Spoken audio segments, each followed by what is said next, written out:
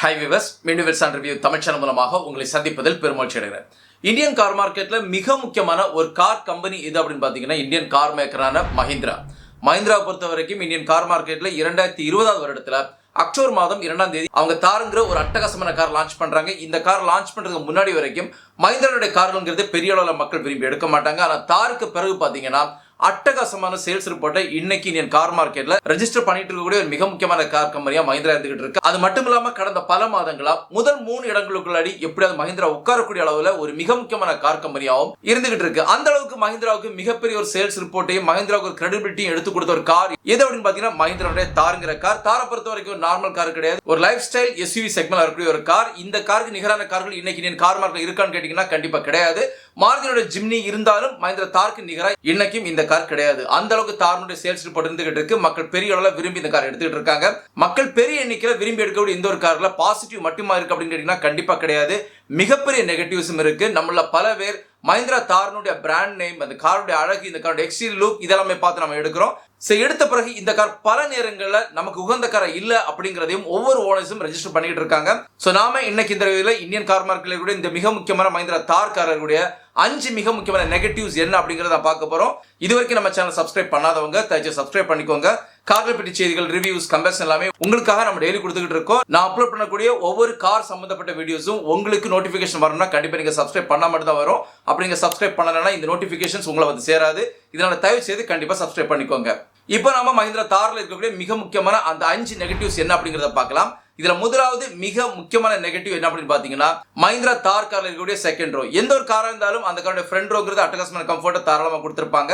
எப்பவுமே செகண்ட் ரோல தான் இந்த காரோட டிஸ்கம்ஃபர்ட்ங்கிறது பெரிய அளவுல வரும். அதே நேரத்தில் மஹிந்திரா தார் பொறுத்த வரைக்கும் ஃப்ரண்ட் ரோ ஓரளவுக்கு டீசென்டான கம்ஃபர்ட்டை கொடுத்திருக்காங்க. செகண்ட் ரோ பொறுத்த வரைக்கும் ஒட்டு மொத்தமா 0 கம்ஃபர்ட் தான் இருக்கே தவிர எந்த ஒரு கம்ஃபர்ட்டும் இல்ல அப்படிங்கறத நான் ரெஜிஸ்டர் பண்ணிக்கிறேன். மஹிந்திரா தார் பொறுத்த வரைக்கும் நீங்க செகண்ட் ரோக்கு அக்சஸ் எப்படி போகணும் அப்படின்னு பாத்தீங்கன்னா இது ஒரு 2 டோர்ல இருக்கக்கூடிய ஒரு கார். அதனால ஃப்ரண்ட் டோரை நீங்க ஓபன் பண்ணி கோ டிரைவர் சீட்டை நீங்க புல் அவுட் பண்ணி அது வழியா நடந்து உள்ளாடி ஏறி போகணும். இது யங்ஸ்டருக்கு ஓகே, கொஞ்சம் வயசானவங்களோ இல்ல ஒரு ஃபேமிலிக்கோ இந்த காருக்குள்ளாடி செகண்ட் ரோல ஏறி போக முடியுமா அப்படின்னு கேட்டீங்கன்னா கண்டிப்பா முடியாது. பெரிய ஒரு ப்ராப்ளம் இந்த இடத்துல இருக்கு. நீங்க ஒரு ஹேண்டில் பிடிச்சி கிராப் பண்ணி ஒரு ஃபுட்ல லோட கொடுத்து அதுல இருந்து புஷ் பண்ணி அப்புறமா ஒரு நேரோவான ஸ்பேஸ் வழியா உள்ள என்ட்ரி ஆகி நீங்க உள்ள போய் உட்காரணும். இது கண்டிப்பா அவ்வளவு ஈஸியான ஒரு கம்ஃபர்டான விஷயம் கிடையாது.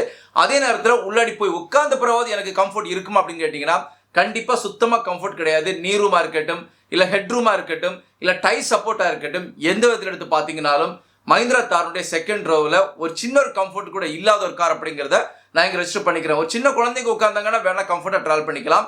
ஒரு அடல்ட் உட்கார்ந்தாங்கன்னா கண்டிப்பா இந்த காருடைய செகண்ட் ரோல எந்த ஒரு கம்ஃபர்ட்டும் கிடையாது. இது மட்டும் இல்லாம செகண்ட் ரோல உட்காரும் போது வீல் ஆர்ச்சஸ் ப்ரொஜெக்ட் ஆகி உள்ள நிற்கும். இது மிகப்பெரிய டிஸ்கம்ஃபர்ட்டை கொடுக்கக்கூடிய விஷயமா இருக்கும். மஹிந்திரா தாரை பொறுத்த வரைக்கும் நாங்க 2 பேர் மட்டும் தான் இந்த காரை ஓட்டுறதுக்கு போறோம் அப்படின்னு இருக்கக்கூடியவங்களுக்கு ஒரு அட்டகாசமான கார், நல்ல ஒரு லைஃப் ஸ்டைலுக்கு உண்டான காரா இருக்கும். அதே 4 பேர் உட்கார போறோம், எங்களுடைய ஃபேமிலி கேப்டன் ஒரு கார் நாங்க இந்த கார் யூஸ் பண்ண போறோம் அப்படின்னு நினைக்கிறீங்கன்னா கண்டிப்பா இந்த கார் வேண்டாம். மஹிந்திரா தாரை பொறுத்த வரைக்கும் ஒரு ஃபேமிலிக்கு ஆப்டான கார் கண்டிப்பா கிடையாது. ஒரு கார் வாங்கின பிறகு அந்த கார் நம்ம முழுமையா யூஸ் பண்ணணும். அதனுடைய அடிப்படையில் பாத்தீங்கன்னா மஹிந்திரா தாருடைய செகண்ட் ரோக்குள்ள அக்சஸ் பண்றது ஒரு கஷ்டம். அப்படியே அக்சஸ் பண்ணி இங்க உள்ள போய் உட்கார்ந்த பிறகு உட்கார முடியுமான்னு கேட்டீங்கன்னா கண்டிப்பா உட்கார முடியாது. நீ ரூம் ரொம்ப ஷார்ட்டா இருக்கும், ஹெட் ரூம் ரொம்ப ஷார்ட்டா இருக்கும். 2 பேர் உட்கார்ந்தாலும் ரொம்ப ஒரு டிஸ்கம்ஃபர்ட் கொடுக்கக்கூடிய ஒரு விஷயமா தான் இந்த கார்ல இருக்கும். இதனால ஒரு ஃபேமிலிக்கு ஆப்டான கார் மஹிந்திரா கார் கிடையாது அப்படிங்கறத இங்க நான் ரெஜிஸ்டர் பண்ணிக்கிறேன். இனி இரண்டாவது மிக முக்கியமான ஒரு நெகட்டிவ் என்ன அப்படின்னு பாத்தீங்கன்னா ஒரு சிட்டிக்குள்ளாடி நீங்க ஓட்டும் போது அல்லது உங்களுடைய டவுனுக்குள்ளாடி ஓட்டும் போது இந்த காரோட ரைட் குவாலிட்டி எப்படி இருக்குன்னு கேட்டீங்கன்னா சுத்தமா 0. ஒரு பக்கமான ஒரு பெர்ஃபார்மன்ஸ் கொடுக்கக்கூடிய ஒரு கார் இந்த கார் கிடையாது. இந்த காரை டிசைன் பண்ணதுன்னு பாத்தீங்கன்னா ஒரு லைஃப் ஸ்டைல் எஸ்யூவி, அதாவது ஆஃப் ரோடுக்கு தேவைப்படக்கூடிய ஒரு காரை தான் இந்த காரை டிசைன் பண்ணியிருக்காங்க. நீங்க வண்டி ஒரு ரோட்ல ஓட்டும் போது சின்ன குழியில விழுந்து எழும்பினா கூட கண்டிப்பா பெரிய அளவிலான வண்டி ஒரு பவுன்ஸ் ஆகுற மாதிரி ஃபீல் ஆகும். அது மட்டும் இல்லாம நம்மளுடைய ரோடு நமக்கு நல்லாவே தெரியும். ஒரு சிட்டியா இருக்கட்டும் இல்லை டவுனா இருக்கட்டும், பெரிய அளவுல ஸ்மூத் ரோடெல்லாம் நமக்கு கிடைக்கிறதுக்கான வாய்ப்புகள் கிடையாது. இந்த மாதிரிப்பட்ட ஒரு ரோட்ல ஓட்டும் போது கூட உங்களுக்கு ப்ராப்பரான ஒரு ஹேண்ட்லிங் கிடைக்காது. இந்த வண்டியை ஒரு ஆஃப் ரோடுக்காக அவங்க டிசைன் பண்ணியிருக்கிறதுனால கண்டிப்பா ஒரு சின்ன ஒரு ஏற்ற இறக்கம் இருந்தா கூட அல்லது சின்ன ஒரு அண்டுலேஷன் உங்களுக்கு ரோட்ல இருந்தாலும் இது பெரிய அளவுல வண்டி ஓட்டும் போது நமக்கு ஃபீல் ஆகும். இதனால ஒரு கான்பிடன்ஸோட இந்த காரை ஓட்ட முடியுமான்னு கேட்டீங்கன்னா கண்டிப்பா ஒரு கான்ஃபிடன்ஸ் லெவல் இருக்கவே இருக்காது. ஒரு சின்ன எடுத்துக்காட்டுக்கு நீங்க ஹிண்டனுடைய கிரேட்டாவா இருக்கட்டும், இல்ல கியாவுடைய செல்டோஸா இருக்கட்டும், இல்ல டாட்டாவுடைய நெக்ஸான் காரா இருக்கட்டும், இந்த கார்கள் உங்களுக்கு கிடைக்கக்கூடிய ஒரு ஸ்மூத் டிரைவிங் கம்ஃபர்ட் கூட தார் கார்ல உங்களுக்கு கிடைக்காது அப்படிங்கிறது தெளிவா தெரிஞ்சுக்கோங்க. வேணா நீங்க ஓட்டி பார்க்கலாம். அதாவது ஒரு கிரேட்டா கார்ல ஒரு 60 கிலோமீட்டர் ஸ்பீட்ல ஒரு சிட்டியில ஒரு நார்மல் ரோட்ல ஓட்டும் போது எந்த அளவுக்கு பிளசண்டான ஒரு ரைடிங் குவாலிட்டி உங்களுக்கு இருக்குமோ, அல்லது கியா செல்டாஸ்ல எந்த அளவுக்கு ரைடிங் குவாலிட்டி இருக்குமோ, இல்ல டாடா நெக்ஸான்ல என்ன ரைடிங் குவாலிட்டி இருக்குமோ, இதுக்கு நிகரான அல்லதுக்கு இதனுடைய 50% கூட ஒரு கம்ஃபர்ட் தரக்கூடிய ஒரு டிரைவ் குவாலிட்டி கண்டிப்பா தார் கொடுக்காது. தார் பெரிய அளவில் வண்டி பவுன்ஸ் ஆகுறது மாதிரியும், வண்டி துள்ளி துள்ளி போறது மாதிரியும், நம்ம கையில வண்டி இல்லை அப்படிங்கிற ஒரு ஃபீலை கொடுக்கறது மாதிரி தான் உங்களுக்கு தார் கார் இருக்குமே தவிர எந்த ஒரு கம்ஃபர்டான ரைடும் சிட்டிக்குள்ளேயோ ஒரு டவுனுக்குள்ளேயோ கிடைக்காது அப்படிங்கிறத தெளிவாக தெரிஞ்சுக்குவாங்க. இதுக்கு மிக முக்கியமான காரணம், இந்த கார் ஒரு ஆஃப் ரோடுக்காக டிசைன் பண்ணப்பட்ட காருங்கிறதுனால ஒரு சின்ன குழியில விழும்போதும், ஒரு சின்ன அண்டர்லேஷன்ல வண்டி விழுந்து போகும்போதும் பெரிய அளவில் வண்டி குலுங்கிறதுக்கான வாய்ப்புகள் அதிகம். ஸோ இதனால வண்டி எடுக்கிறதுக்கு முன்னாடி மினிமம் ஒரு 10 to 15 கிலோமீட்டர் நீங்க ஓட்டி பார்த்து வண்டி எடுங்க. அதுக்கு சாட்டிஸ்ஃபேக்ஷன் இருந்தால் மட்டும் எடுங்க. அப்படி இல்லாமல் இந்த வண்டி எடுக்க வேண்டாம். மூணாவது மிக முக்கியமான நெகட்டிவ் என்ன அப்படின்னு பாத்தீங்கன்னா, தார்னுடைய பூட் ஸ்பேஸ். நீங்க இமிடியேட்டா சொல்லலாம், தார்ல எங்களுக்கு டாப்ல நாங்க வண்டியில லோட் பண்ணி கொண்டு போகலாம். ஓகே, ரைட் தான். ஒரு பெரிய லாங் ஜர்னி போகும்போது நம்ம டாப்ல வண்டியில லோட் பண்ணி ஒரு பெரிய ஒரு கேரியரை ஃபிக்ஸ் பண்ணி நம்ம வண்டியை ஓட்டிக்க முடியும். ஆனா அதே நேரத்தில் ஒரு ஷார்ட் டிஸ்டன்ஸ் நம்ம போகும்போது எப்பவுமே நம்ம மேல ரூஃப் கேரியர் யூஸ் பண்ண முடியாது. வண்டிக்கு பின்னாடியும் ஒரு சின்ன பூட் ஸ்பேஸ் இருந்தே ஆகணும். ஸோ இந்த ஒரு காரை பொறுத்த வரைக்கும் ஒட்டுமொத்தமா ஜீரோ, ரொம்ப லிமிட்டடான ஒரு ஹேண்ட்பேக் வைக்கக்கூடிய அளவிலான ஒரு பூட் ஸ்பேஸ் தான் கொடுத்துருக்காங்க. ஒரு நார்மலான ஒரு காருக்கு தேவைப்படக்கூடிய ஒரு மினிமம் 200 லிட்டர் பூட் ஸ்பேஸ் கூட இந்த காரில் கிடையாது அப்படிங்கிறது ஒரு மிகப்பெரிய ஒரு நெகட்டிவ். ஒரு 100 கிலோமீட்டர் நம்ம டிராவல் பண்றோம்னா கூட இதுக்குண்டான லக்கேஜ் நம்ம வண்டியோட பூட் ஸ்பேஸ்ல யூஸ் பண்ண முடியாது. ஸோ பூட் ஸ்பேஸ் நீங்க எதிர்பார்க்குறீங்க அப்படின்னா, எதிர்பார்க்கறது இல்லை, ஒரு காரை பொறுத்த வரைக்கும் பூட் ஸ்பேஸ் இருந்தே ஆகணும். அட்லீஸ்ட் மினிமம் ஒரு ஹேட்ச்பேக் கார் எடுத்தீங்கனாலும் 250 லிட்டர் பூட் ஸ்பேஸ் கொடுக்குறாங்க. ஸோ இந்த ஒரு பூட் ஸ்பேஸ் கூட இந்த கார்ல இல்லை அப்படிங்கிறது ஒரு மிகப்பெரிய நெகட்டிவ். ஸோ பூட் ஸ்பேஸ் இல்லாம ஒரு கார் 17 லட்சம் ரூபாய் கொடுத்து நம்ம எதுக்கு எடுத்து யூஸ் பண்ணணுங்கிறது என்னுடைய மிகப்பெரிய ஒரு கேள்விக்குறி. இனி நாலாவது மிக முக்கியமான நெகட்டிவ் என்ன அப்படின்னு பாத்தீங்கன்னா, ஒரு ஹைவேல வண்டி ஓட்டும் போது இந்த கார் இப்படி இருக்கும் அப்படிங்கிறது. நான் ஆல்ரெடி உங்களுக்கு நான் சொல்லியிருக்கேன், ஒரு டவுன்ஷிப்லயோ ஒரு சிட்டி ரோட்ல ஓட்டும் போது இந்த கார் பவுன்சியா இருக்கும் அப்படின்ட்டு. ஆனா ஹைவேல ஓட்டுனீங்கன்னா பவுன்சி கிடையாது, உங்க கையிலே வண்டி இல்லாத மாதிரி ஃபீல் ஆகும். அதை நம்ம கையை விட்டு வெளியே போறது மாதிரி இந்த வண்டியோட ரைட் குவாலிட்டி இருக்கும். ஒரு 80 கிலோமீட்டர் ஸ்பீட்ல நீங்க வண்டி ஓட்டுறீங்கன்னா வண்டி நம்ம கையில இல்லாம, நம்மளுக்கு ஒரு கான்பிடன்ஸ் இல்லாம வண்டி நம்ம கையை விட்டு வேற யாராவது ஓட்டுறது மாதிரி ஒரு ஃபீல் இருக்கும். இதுக்கு மிக முக்கியமான காரணம் என்ன அப்படின்னு பாத்தீங்கன்னா, இந்த வண்டியோட ஹைட்டுங்கிறது அதிகமா இருக்கும், வீல் பேஸுங்கிறது ரொம்ப கம்மியா இருக்கும். இதனால நீங்க ஹைவேல வண்டி ரொம்ப ஃபாஸ்டா ஓட்டும் போது வண்டி நம்ம கையை விட்டு போறது மாதிரியும், வண்டி ரோல் ஆகுறது மாதிரியும் அதிகப்படியான ஃபீலை கொடுக்கும். இதனால உங்களை யாராவது வண்டி எடுக்கிறதா இருந்தா நான் சொல்றதையும் கடந்து ஒரு முறை அந்த வண்டியை நீங்க ஒரு ஹைவேல ஒரு 80 கிலோமீட்டர் ஸ்பீட்ல வண்டி ஓட்டி பாருங்க. அப்போ உங்களுக்கு கண்டிப்பா புரியும் இந்த கார் நம்ம கையில நிக்குமா நிக்காதான்ட்டு. ஏன்னா உங்களை பல பேரும் சின்ன காரோட ஓட்டி இருக்கலாம், நார்மலா ஒரு மாருதியோட செலீரியோவா இருக்கலாம், இல்ல ஃபாக்ஸனுடைய கார்களா இருக்கலாம், இல்ல டாட்டானுடைய கார்களா இருக்கலாம், இல்ல மஹிந்திராவுடைய கார்களா இருக்கலாம். இந்த கார்லாம் நம்ம ரோட்ல ஓட்டும் போது நம்ம கைக்குள்ள வண்டி இருக்கும், நமக்கு அவ்வளவு கான்பிடன்ஸ் கொடுக்கும். ஒரு யூ டர்னோ இல்ல ஒரு டேனிங் நம்ம எடுக்கும்போது, நம்ம கியரை ஷிஃப்ட் பண்ணி நம்ம எடுக்கும்போது நமக்கு மிகப்பெரிய கான்பிடன்ஸ் டிரைவ் குவாலிட்டியில கொடுத்தே ஆகணும். அந்த கான்பிடன்ஸ் இந்த கார்ல இருக்காது. அதுக்கு மிக முக்கியமான காரணம், இந்த காரோட ஹைட் அதிகம், வீல் பேஸ் கம்மியா கொடுத்திருப்பாங்க, ஆஃப் ரோடுக்கு உண்டான டெக்னிக்கல் ஆஸ்பெக்ட்ஸ் இந்த கார்ல கொடுத்திருப்பாங்க. இதனால ஒரு ஹைவேல வண்டி ஓட்டும் போது கூட நமக்கு கிளியர் கட்டான ஒரு டிரைவிங் பெர்ஃபார்மன்ஸ் இந்த கார்ல இல்ல.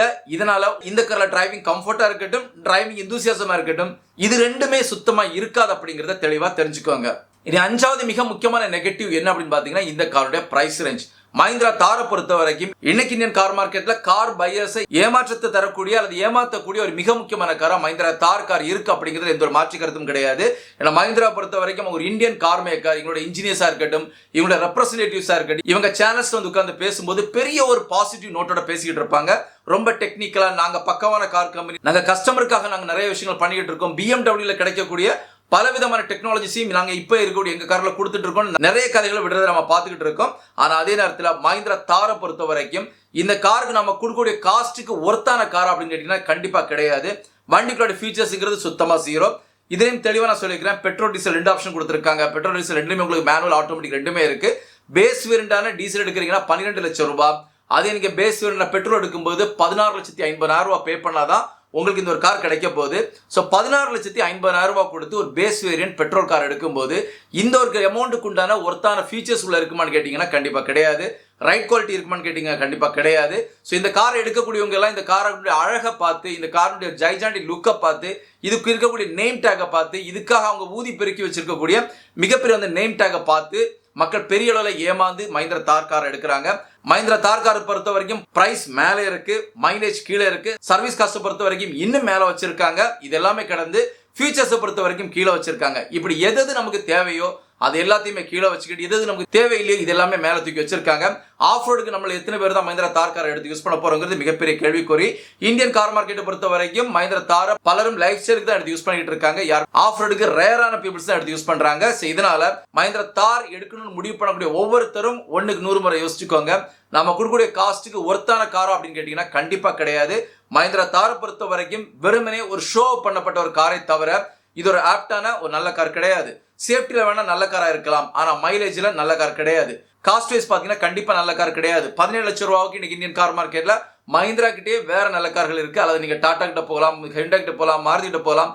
பிரீமியமான பல கார்களை கொடுத்துட்டு இருக்காங்க. ஆனா மஹிந்திரா தார்ல நம்ம எதிர்பார்க்கக்கூடிய எந்த விஷயம் அந்த கார்ல இருக்காது. மஹிந்திரா தார் ராக்ஸ்ங்கிறது வேற. ஏன்னா 4 டோர் கொடுத்துருக்காங்க. இவங்களோட பிளாட்ஃபார்ம் இன்க்ரீஸ் பண்ணியிருக்காங்க, வீல் பேஸ் அதிகப்படுத்தியிருக்காங்க. இதனால வண்டி ஓட்டுறதுக்கு ஓரளவுக்கு டீசென்டான ஒரு விஷயத்தை கொடுக்கும். ஆனா அங்கேயுமே மைலேஜ் கம்மி, சர்வீஸ் காஸ்ட் அதிகம், கொடுக்கக்கூடிய காஸ்ட்டுக்கு ஒருத்தான ஃபீச்சர்ஸ் கண்டிப்பா மஹிந்திரா தார் ராக்ஸ்லயும் கிடையாது. நான் மஹிந்திரா தார் ராக்ஸினுடைய நெகட்டிவ்ஸை இன்னொரு வீடியோல உங்களுக்கு போஸ்ட் பண்ணிக்கிறேன். பட் மஹிந்திரா தார் பொறுத்த வரைக்கும் வெரி கிளியர்.